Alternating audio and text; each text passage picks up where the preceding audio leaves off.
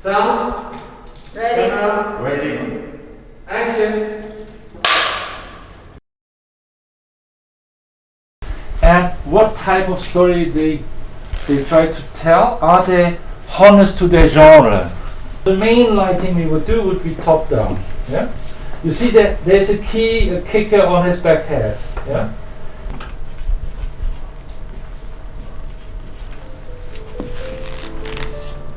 This is Özcan's entrance. This is, and then it goes like this. There's the column. Yeah.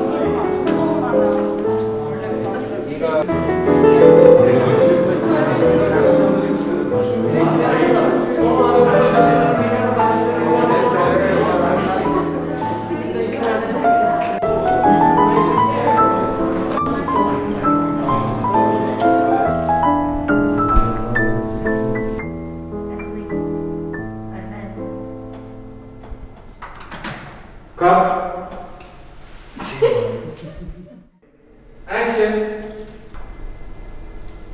Scene. A queen.